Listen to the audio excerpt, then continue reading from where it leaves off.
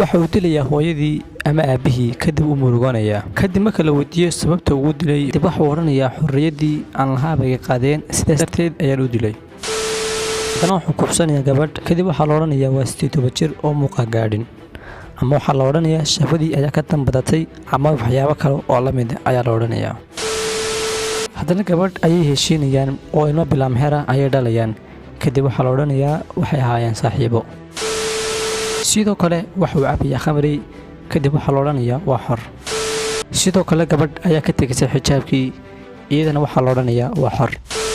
haddaba waxaan soo sheegnaa oo dhan waa wax lagu baahiyey warbaahinta caalamiga ah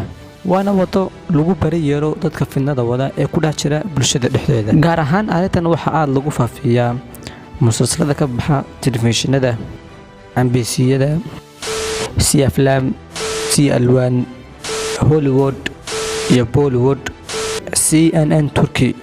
iyo qaar kaloo badan oo la soo koobi karin waxa taadaba ka sii daran waxa turjuma shirkado ay leedahay Soomaalidu sida Fanproj iyo Safi Films oo kale iyo qaar kaloo badan iyaga laftirkoodu way turjumaan iyo qaar kale oo badan taas oo badan ku dhisan cadifad wax badan la ka bedelaysa maanka cid daawanaysa ama ku xiran waana tan keentay in ay dadku aad u nacayb yihiin in lagu kala gooyo ama lagu jaro filimka isagoo soconaya oo laga baqtiyo TV-ga badanaana wadiga harkama ka ciyaarka iyagoo filimku socdo marka laga baqtiyo telefishinka waad aragtaa waxay sameeyaan iyo waxyaabaha ay ku hadlaan waana musiibo weyn oo aanan garanayn waxa ku qarsoon laakiin laga ilaaliyo daayarta soo koraysa si aanay maskaxdooda waxa soo qabsan intaas ay maanta nagu yeey barnaamijkeena inta ku kulmana barnaamijkan barnaamij lamida waxaan naga tagnaa sidaas oo assalaamu calaykum waraxmatullaahi wabarakaatuh aniga loo subscribe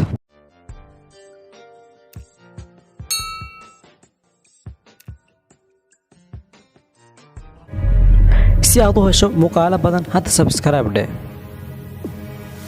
oo ka mid noqo kumanaanka qof ee ku xiran channelkayga Xamza Jooqane nagu soo bir caalamkan cusub adoo ka faa'iido doona xogooyin iyo dhacdooyin la yaab leh